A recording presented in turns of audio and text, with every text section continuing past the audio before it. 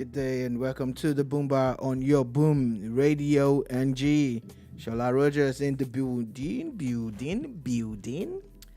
Good day, good morning, good afternoon, good evening. It is Dolupo right here on your Boom Radio NG. Bid you a warm welcome this wonderful afternoon. It is very interesting as at the bar this afternoon. There are a lot of interesting issues the past few days that we're definitely going to be talking about. You know, it looks like the new administration has ushered in a law.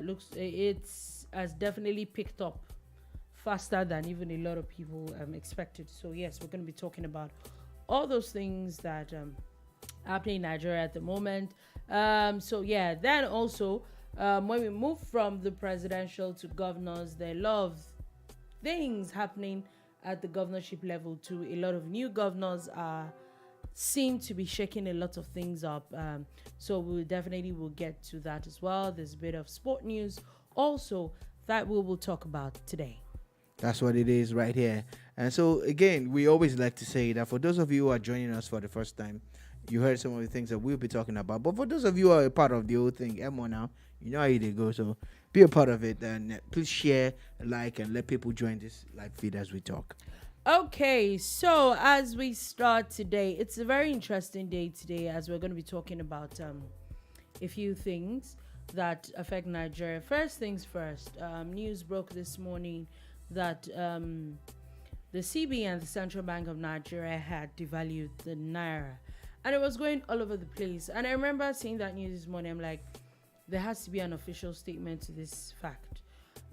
Just a few hours after that, the central bank itself now came out with that press statement that it is not true.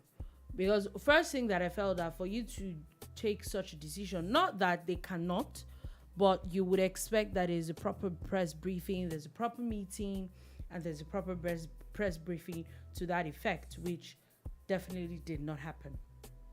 So yes, that definitely is not. But since that is out of the question, still staying on the issue of revaluing and devaluing the Naira.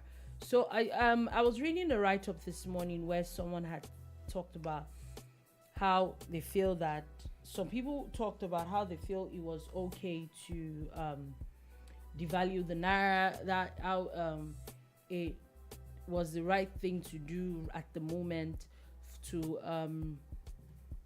reduce the gap between the black market and parallel markets, and someone had explained it according to what I read, that we actually don't need, that's not what we need, because Naira has been devalued a few times and the parallel market just keeps increasing the market. That our number one problem is the over dependence on the dollar, and that the minute demand drops, all this conversation will not happen, because people will not even have to go through so much, because you don't even need it. People don't even need to go to the bureau to change that. But so with different policies, the government can literally forcibly just expunge that market. So there are a lot of things that we need to understand, and I'm glad that you brought in one angle to the whole scenario. About the Naira being devalued many times, it is true. Very sad, but very true. And I always felt that it was unnecessary when they did it, the time the IMF or whatever advised them to do it. Because you see, some of these institutions, they don't really have your best interest at heart. It's just some capitalist BS that they get off with. Because before Nigeria did the first devaluation, it was 1 Naira 80 to the dollar, barely 2 Naira to the dollar. We had oil, we were thriving, even if the military were not doing great, but at least Nigeria didn't need to borrow and all of that. And we've been devaluing ever since. Where's the sense in all of these things? Now, since it's a global market and you have to play in that market, there are certain rules that we have to keep by. So yeah, at this point, it's time for Nigeria to really start to break away from these chains that hold her back. I like the fact that the BRICS nations are talking about, basically creating another currency that's different from the dollar. I like it.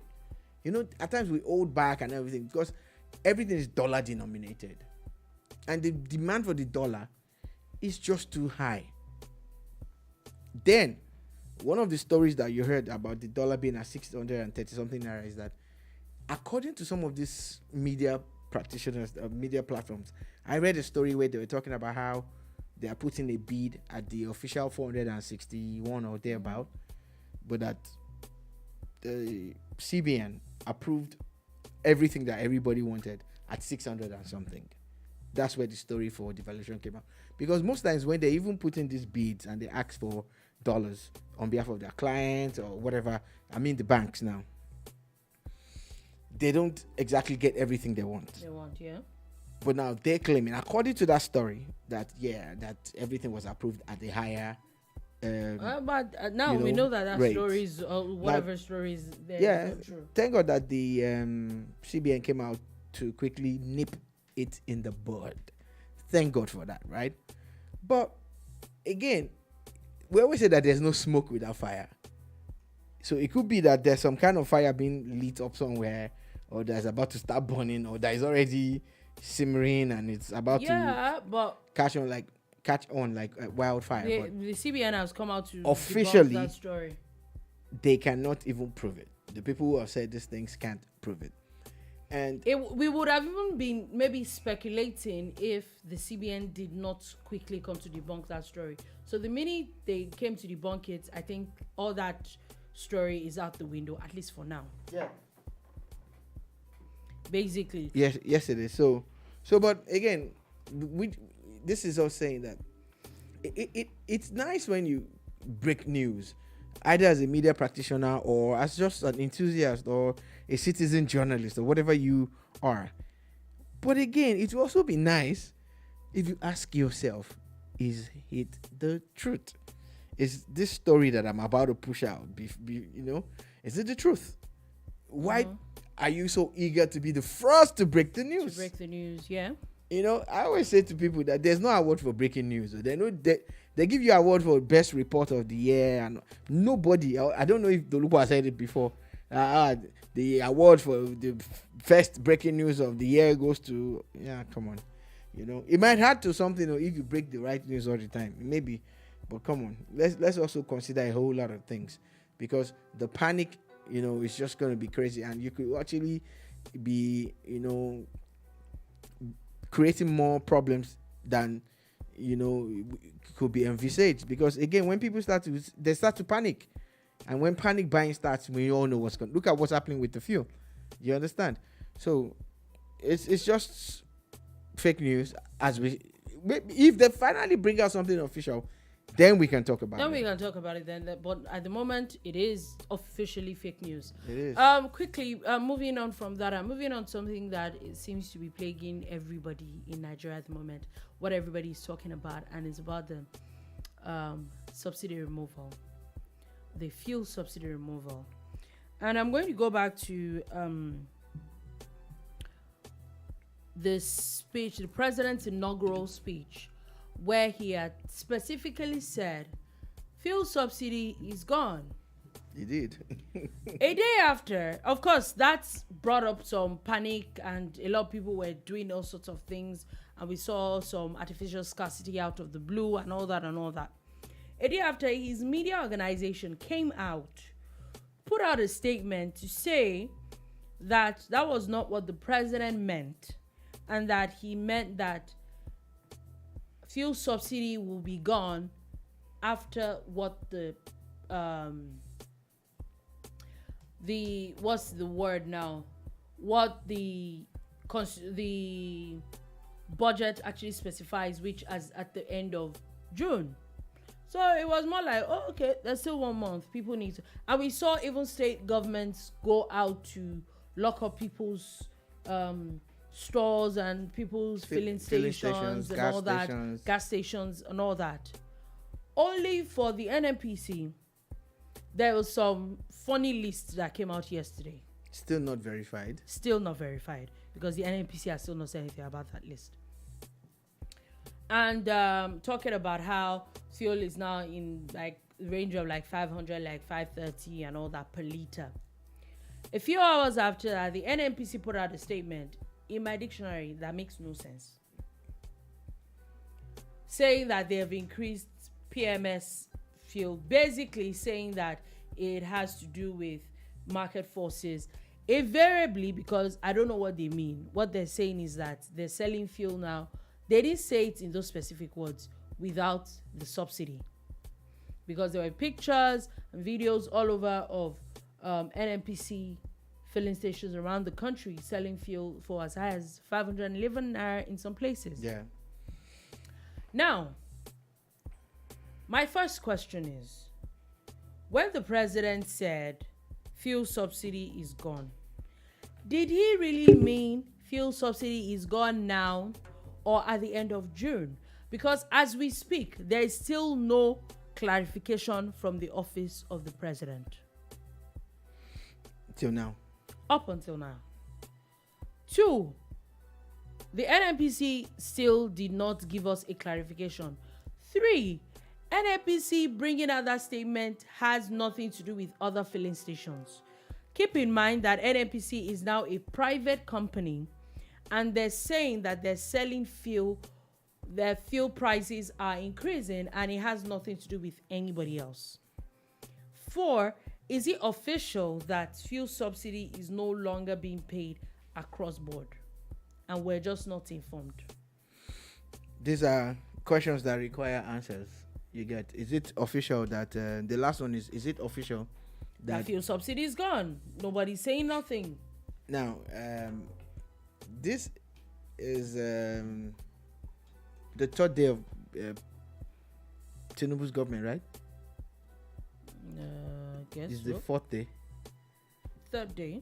Third. May 29th, 30th, 31st, 4th. Yeah, it's the fourth day. And as of now, he hasn't made the key announcements about people who are supposed to have been announced by now. You imagine when we heard stories of a chief of staff being announced or a protocol officer and all of that. Yeah. Then a lot of people have even carried that story. Then one of the people whose name was bandied around as the spokesperson Came out to say that there was no appointments have been made. appointments have been made. There is also this conversation now of a chief of staff being appointed. Mm-hmm. At the moment, there is no official statement to that. So the reason why I brought this up is to say, who do you quote? Yeah. Where do you get the official statement from? When the president has not even appointed a chief press secretary or a spokesperson. Yeah. The only one that surprises me is how they said these appointments have not been made, and the digital guy, the Olusegun, is actually carrying on, and people are congratulating him as SA digital media or whatever. I even saw someone who held a similar post before, Tolu Ogunlesi, who worked with President Buhari, still congratulated him a few hours ago. Okay. Do you understand? So is it true? Is it not true? What are we going to believe? What do we believe? It's almost like he's holding us in limbo. And President Bola Tinubu now, then candidate, said he was going to hit the ground running. Yeah. Oh yeah, he has. Oh yes, he has. I'm not sure. Because for me, I'm saying these are those appointments, those appointments are usually things that are like basic. Immediate. I think chief press secretary, chief of staff and all of that. Your kitchen cabinet, your inner caucus and all of that. All that needs to be done. Who's going to answer all these questions officially? Mm-hmm. We can only start to glean information. We can only start to also trying to stay on the safe side where you do not spread wrong information like some media houses are doing. Exactly. It's very, very interesting in how... in contradiction to what Dele Alake said, it was quoted to have said that no appointments have been made. Yeah. But they had a meeting with stakeholders in the oil industry and all of that yesterday. It's the with same labor one. union It's the same one that came out to address the address media the to media. say, oh, it's a deadlock. We're still talking. It's important that we keep talking. In what capacity? In what capacity is it making this statement? Yeah, exactly. These are routine appointments that should have been made. A secretary to the federal government. At this point, I feel these that those appointments things also don't even need ratification like that. Should also have. He should have known these people before he even exactly came on. Knowing the kind of person that Bola Tinubu is, I expected that. I'm not going to lie to you, that in the first 5 days we're going to get a cabinet. That was what I'm not going to lie. This is what I was saying. At this point, because I don't think. Remember how long it took President Buhari? It took him like a million years. Like 6 months. I know that. Oh, was it 6 months? Yes, about Felt 6 months. like a million years. I think that at the moment, I think there's a law right now that can't happen anymore. I don't know if President Buhari signed that into law, but definitely. Does he even need a law? There are a lot of questions that needs to be answered, but like I said, President Bola Tinubu is holding us to limbo. At the moment, at the time of this, there has not been any official announcement that has to do with Chief of Staff. A lot of people have carried that story, but before we even but there's definitely not been an official statement from anybody, so I do not think that people should go on with that. Also, I did a little bit of reading. I saw it somewhere, then I went out to check, and it looks like, according to the law, even before you announce, say, a chief of staff, a secretary to the government of the federation needs to be announced. So, and none of those have happened. So I think that people should calm down, take it one by one. No, as much as people who are spreading fake news should calm down. People who want governance, don't calm down. No. What I mean by calm down I'm trying to clarify what you are saying. If I'm wrong, correct me. Don't. It's not a personal thing. I'm just saying that me personally, I'm not calming down because by now, we should have heard some announcements. Like, for instance, one of the announcements that we should have heard is that the CBN governor has been suspended. I'm telling you. What announcement I'm telling you about is this fuel subsidy. I personally feel that official there should be an official statement that fuel subsidy has been removed. Like, people are still, I don't know, maybe other people are still going on with it, but I'm still a little confused. NNPC put out a statement that has said nothing. Nobody is saying anything. I think that it is completely ridiculous that we are where we are as a country. I'm sorry, but that's exactly how I feel. It is very nerve-wracking. So again, in understanding the fuel subsidy or the petrol marketing system in Nigeria, Nigeria at times would sell crude and get petrol back in return, Abi. But mostly people get licenses to import petrol, right? Yeah. Then it lands at a certain cost, and the Nigerian government now subsidizes it by buying it, then sell to you at a fixed price by the NNPC. Yeah. Now the NNPC then was like an arm of government. Now it's a company that government has a stake in, but it's a company, right? So the other people who have been importing fuel, they've been putting out their price list. And I'm wondering, like, okay, suddenly we've gone from ex-depot prices of 160, 170 to ex-depot prices of 400 and 500 plus. You understand? And that basically is showing you that subsidy is actually gone. Yeah, according to the NNPC CEO today, the group CEO, he had an interview and he's saying categorically that due to market forces, in a couple of weeks, the price of petrol PMS would automatically go down. Yeah, market forces. But now my question still goes back to, have we officially removed subsidy? I thought the conversation was that it was going to end at the end of June. What happened? That it could even be for a good reason. I'm not even saying that it's not for a good reason. I'm just saying that shouldn't there be an announcement to that effect? I'm just saying. There has to be now. It's not something now that everybody's going to be assuming. Well, assuming and that, speculating. Oh, okay, is this what they want to say? Let's know. You know, the funny thing is, around this time of Buhari's government, people were talking about body language. Well, we shouldn't be dealing with body language. We'll be dealing with. You remember that era? The president said, "Yeah." Remember that era? The president body language is the president body. I think is Oga, we can't read. We can't even read again. We don't know how to read body language again. Just say what it is. A plus B C. Let's know. Say it now. Say what you want to say.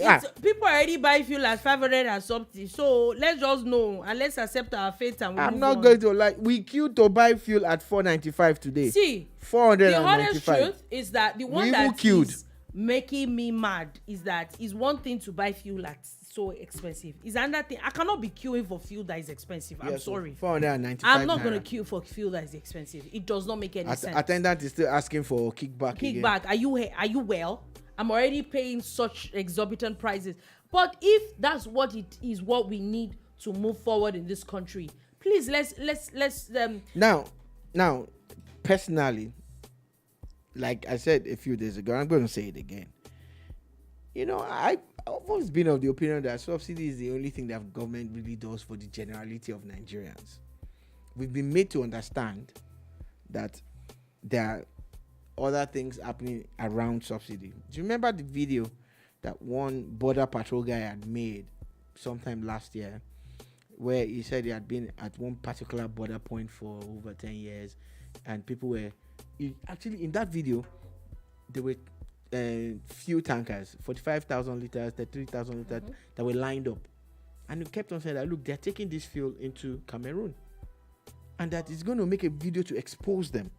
That they said that they're going to arrest him or whatever. That he doesn't care. You know? That is one.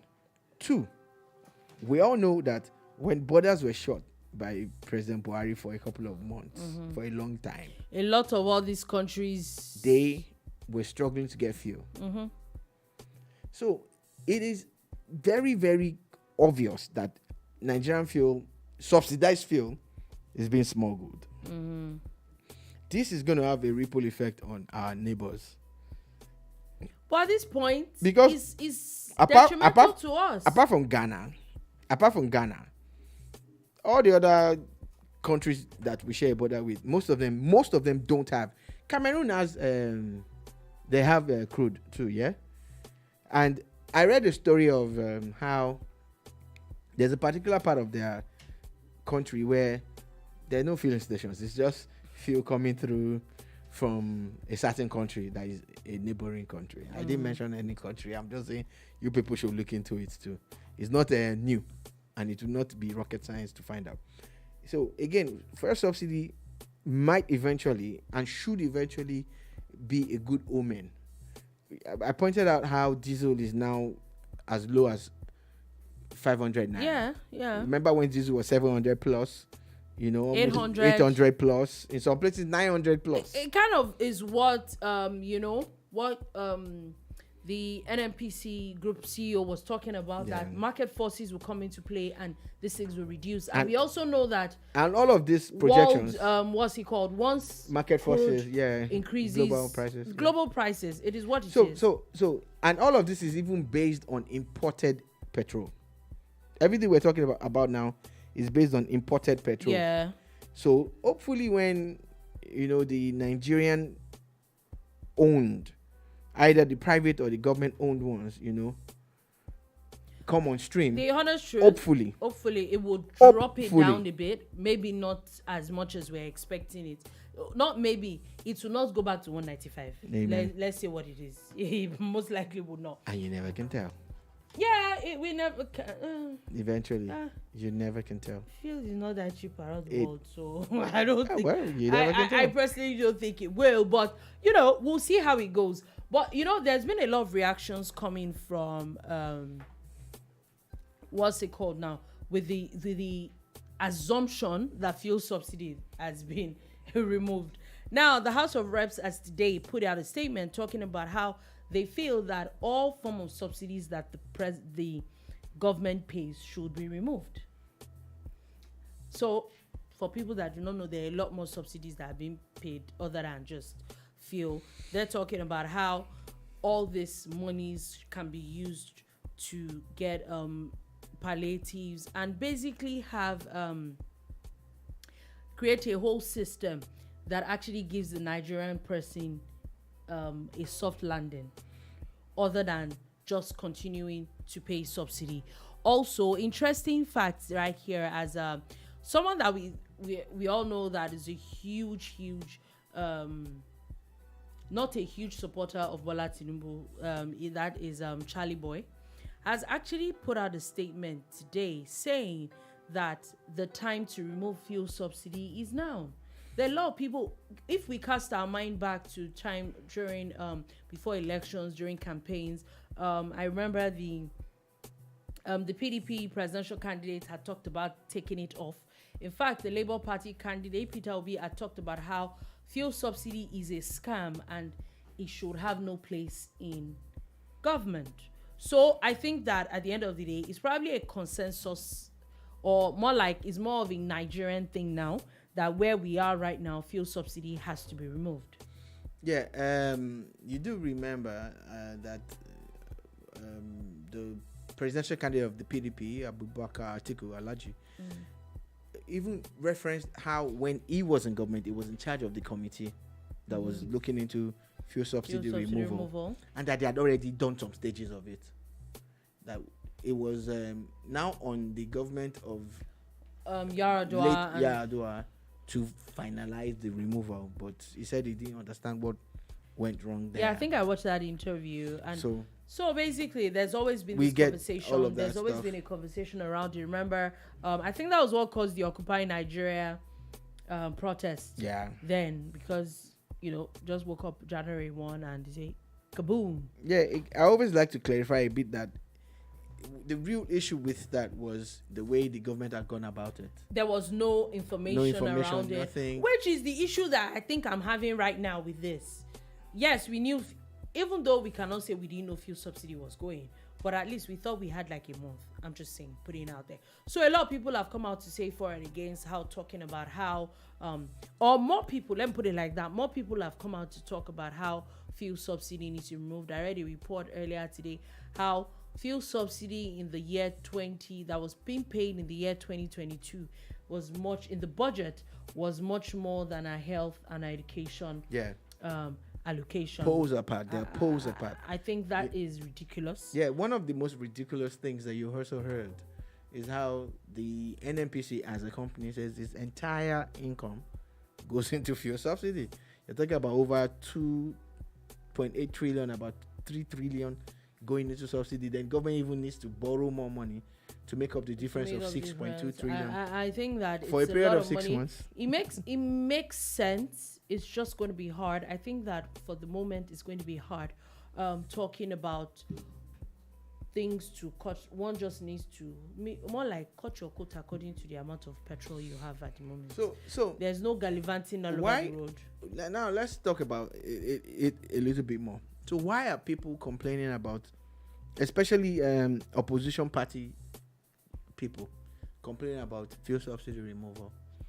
I think it is. I personally feel that the taking people by surprise, I think is completely unfair, and I think it's something that needs. They're to not be spoken saying about. that. What they're saying is that, oh, you people are suffering. You voted for this person. Now you're suffering. You're queuing up for fuel. You're trekking. Okay. There's a lot of number stuff one, going on. I said earlier. Why are people using it as politics? Because yes. if it was Peter Obi that was announced, he would have removed subsidy. It was obvious that If everybody was going to remove some, or maybe they wouldn't have gone through with it. Maybe it was just they kept on saying that they would, and I'm sure they would. We've heard all sorts of promises before, but maybe nobody ever really thought that any government was finally going to go through with it. My issue. Okay, when you're done with your issue, my issue I'll add something to this. with it is that now, other than the federal government now needs to come out and tell us what palliatives they're bringing for people. Number one, transport. Transport is going to be horrible. I think that whether you even own a car or not, I think that there's going to be a lot of stress that is going on public transport at the moment. Take, for example, Lagos State. I think that Lagos State, with the advent of the train system, we know that I think one of the train systems is diesel. The red line, the blue line is electric. Yeah, those things. And last I checked, the BRT buses are either diesel or the new electric buses that were just introduced. So take, for example, Lagos State. There's going to be a lot of strain on the activities that they have, and keep in mind that at least there is an option, even though not enough. There's probably an option for a lot of people in Lagos State. Sad part, at the moment, Lagos State seems to be the only one that has a bus transit system that is functional. Mm-hmm. They are also the only ones that have a metro line or two that is functional.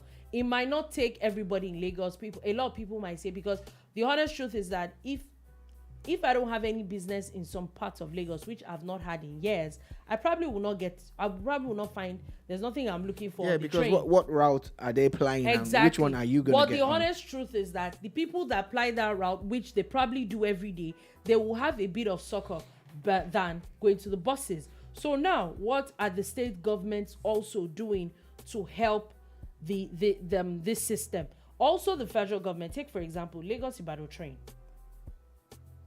I can bet it right now that with the prices of fuel, remember that trains are on diesel, and so they don't have any business. You have a deregulated system of diesel anyway, meaning that if we're not careful, traveling maybe Lagos to Ibadan, Abuja to Kano, Warri, Itakwe line, all those lines that are functional at the moment, they're going to be a lot. Abuja to Kaduna. The Abuja to Kaduna rail. They're going to be a lot more people using those systems than the road system. Do they have enough? Are they moving more? Are they moving it's more just people? 2 trips. Are they just 2 trips? Lagos Ibadan. How can you help? That system would only make a lot of sense if you're doing 2, 3, 4 trips. Again, it's easy to talk about what are the options beyond road transport, the road network and all of that. But the options, how real and how practical are they? For instance, the Lagos-Ibadan rail, you need to get to Agege train station, or to the Yaba train station as early as before 8 o'clock. Yeah. So think about how big Lagos is. If I live in a Solo, I need to find my way to. If I live in Badagry, if I live in Lekki, what happens to person living in Lekki in Aja? That's what I'm saying. I started mentioning those far-flung places. Yeah. So the Lekki person, how does the Lekki person get to Yaba quickly? And what would it cost that person by road to get to Yaba to now get on the train for it to make sense? You're talking about the economy, which is 3,000 something from 3,600 from Agege. Yes. Will probably be like 4,000 naira or something from Yaba. No, it's the same price. Okay, so if it is the same price, let's put that in and say, okay, so the person from Yaba from Lekki needs to take Uber. Don't try to. Or the person would take a bus.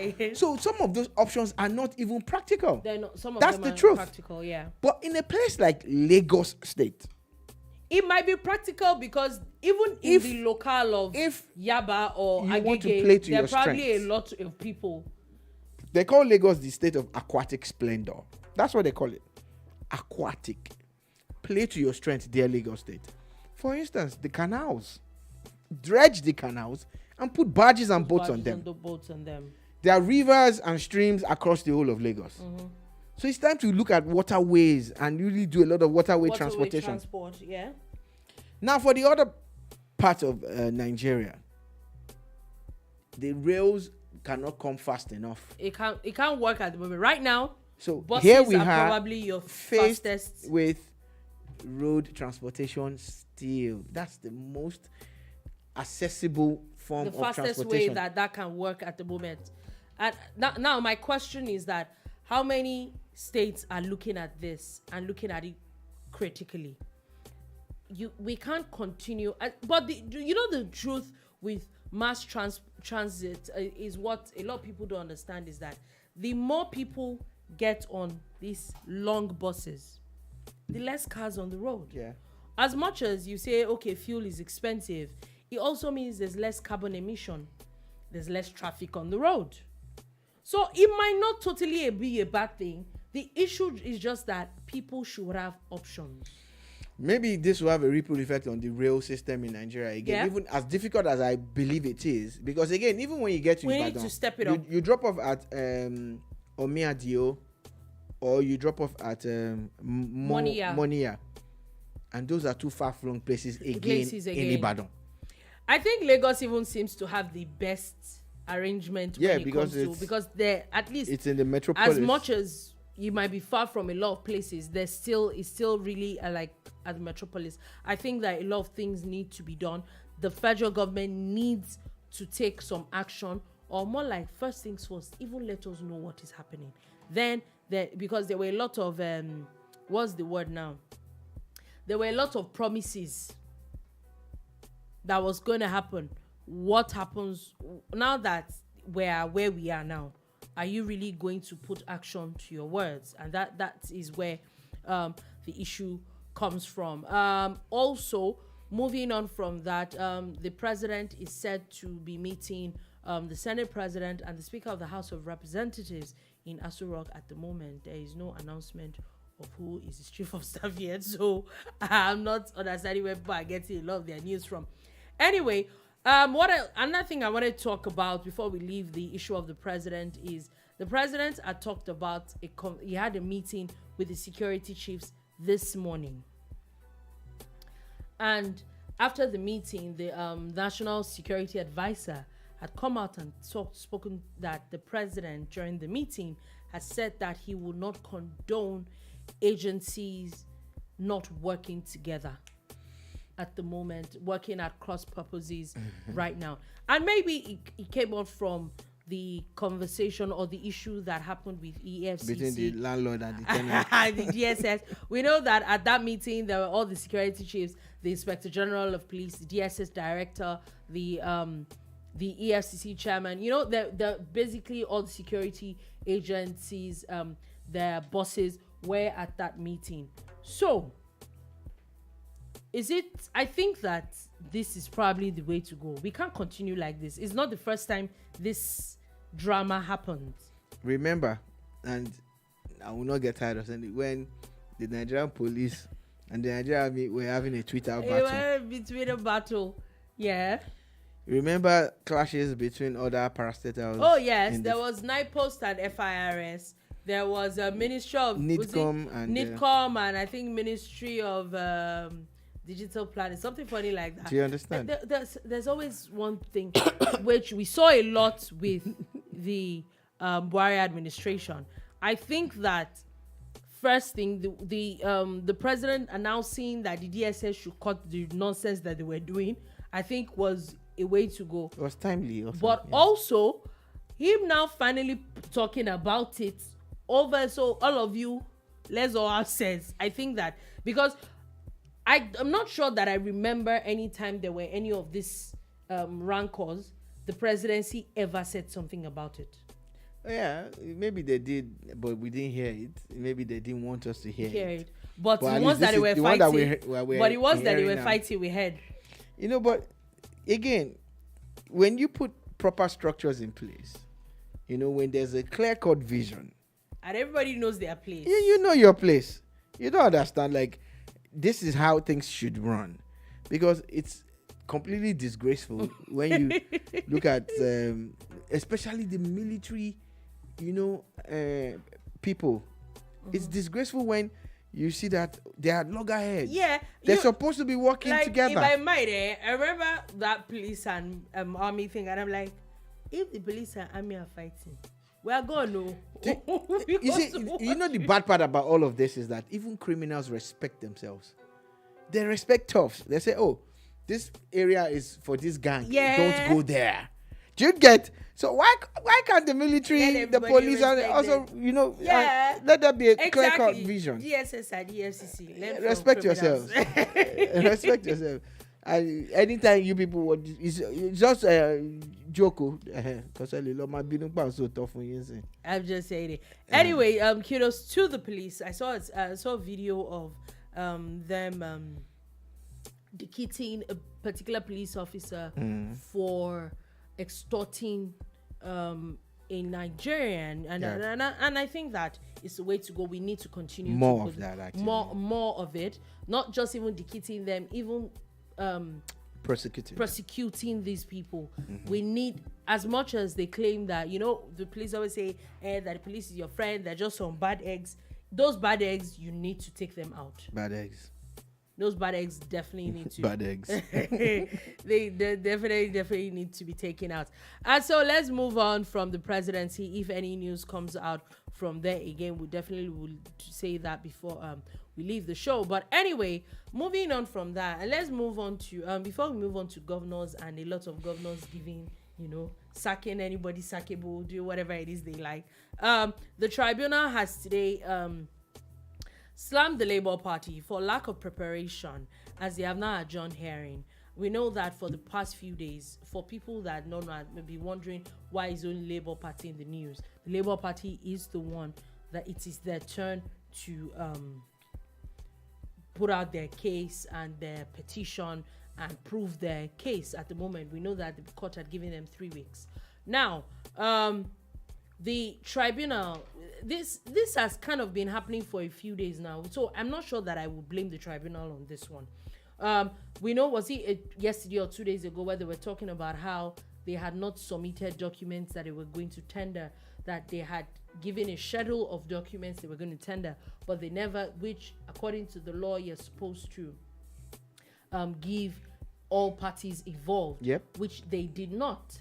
And as much as they didn't, the court let it slide and gave them time to give the defense team and for a few minutes, and then that moved on. But today it looked like the court was not having it, as there were a lot of things that they wanted to tender that was not even on the schedule at all. Yes. So they had given them time for a 10 minutes recess.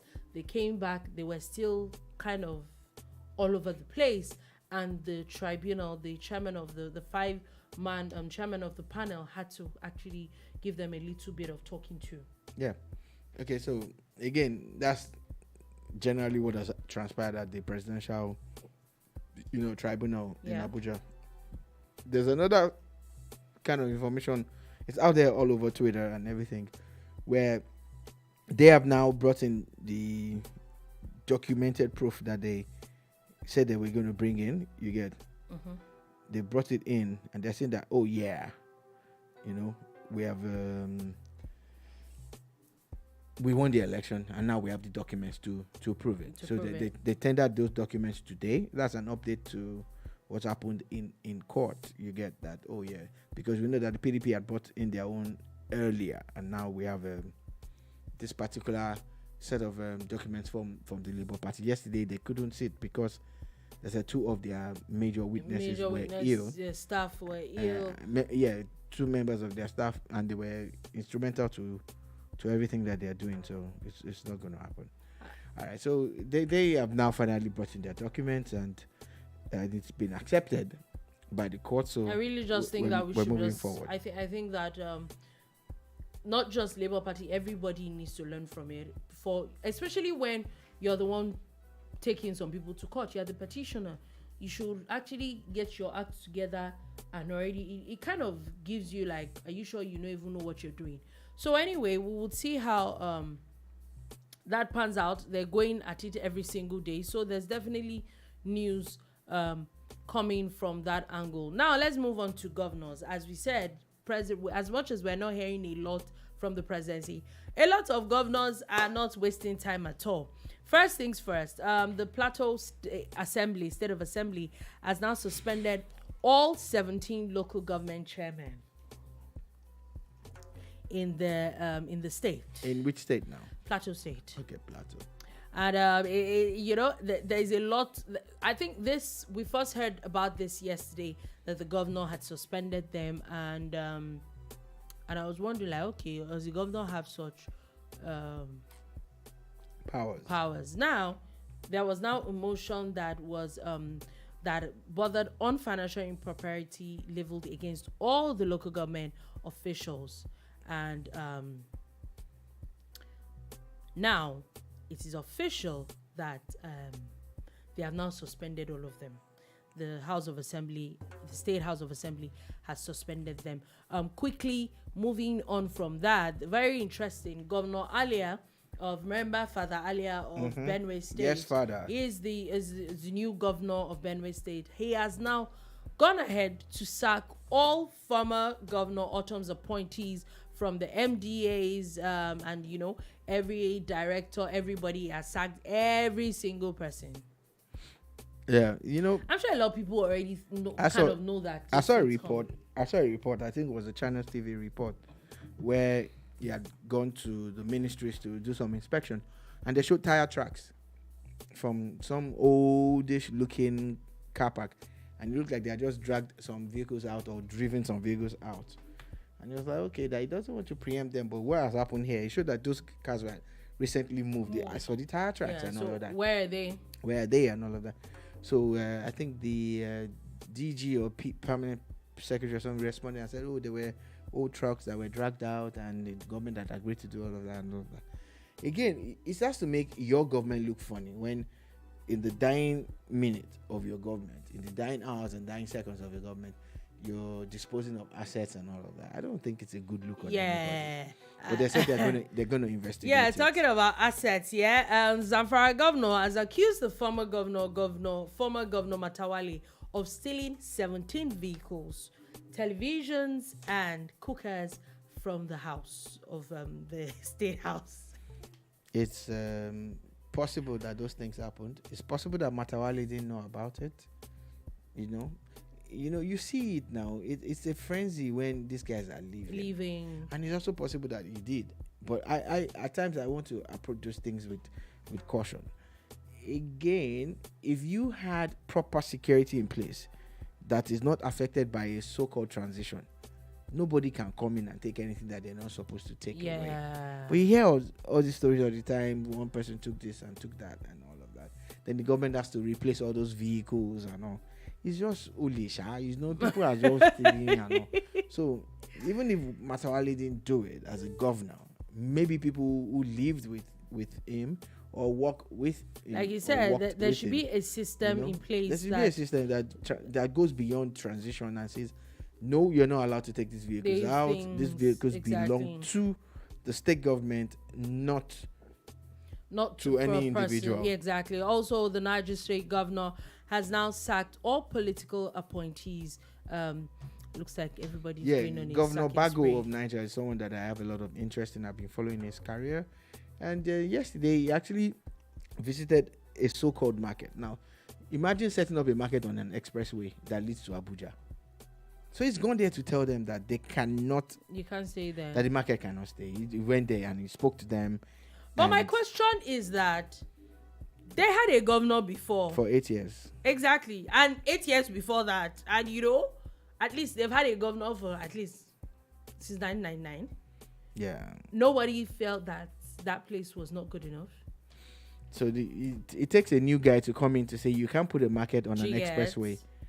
They're going to look for an alternative space for them. But for now, they should even allow traffic flow. Anyway, we'll definitely see a lot from governors.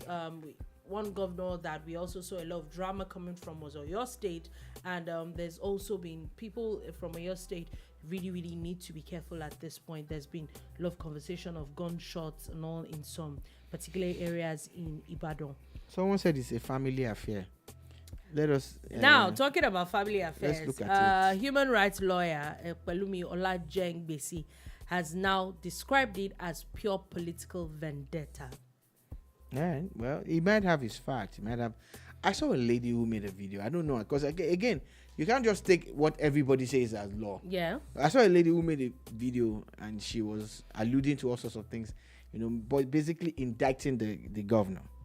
But again, you can't just use words of mouth to indict. Do you have proof? No, my own issue with what the governor did was, what explanation does he suddenly have that this person is now a bad person? Maybe For they just 4 found years, some. Maybe they just found for some. 4 good years. Maybe this they just person they could have in discovered fact, some new evidence that showed that the person was bad. Okay, It can happen. it can. We're in Nigeria. It definitely can.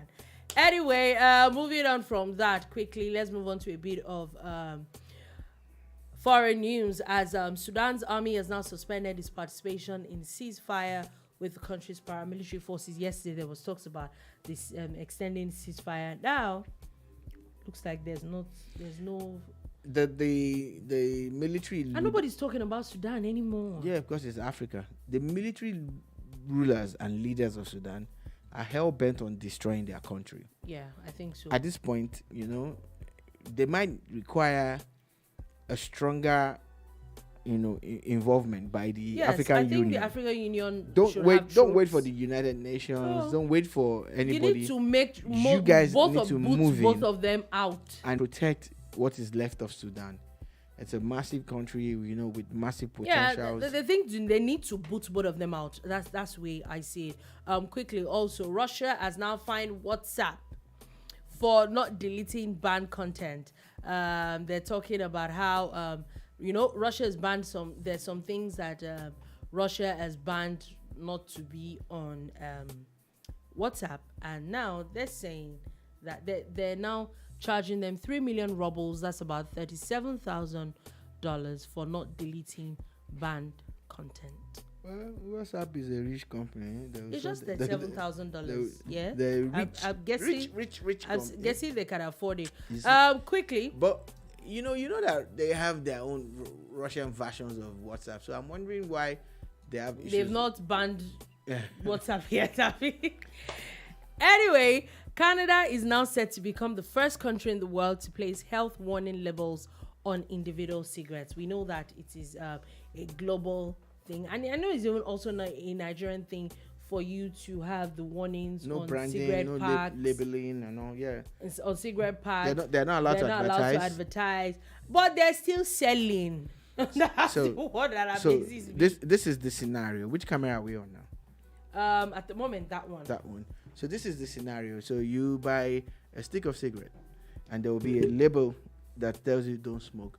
But you already bought the box, and the label is already there. Or you just Smoking bought a is stick. not liable to die. Then you put it in your mouth. Then you light it up. And then your And you body. smoke. Then when it gets to the part that says you shouldn't smoke, you now turn it's a lie. You guys are just playing to the gallery.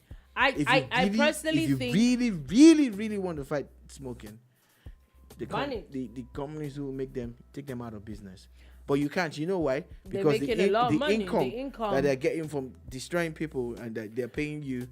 I personally don't even think that they're destroying people. Yes, those things cause a lot of things, harm to the environment, to people. But I think it's a choice. People are not being forced to buy this. Still destroying people. Choice or not, you're making bad choices more available. Okay, if we look at it, quickly before we go, let's do a bit of sport news. And under 20 World Cup is ongoing at the moment. That is being played in Argentina. And guess what? Nigeria decided to boot out Argentina, the host country, out of the competition. This is a Nigerian team that nobody expected anything good from. Yeah. They stumbled once or twice at the same tournament. Yeah. They lost their last group game to Brazil.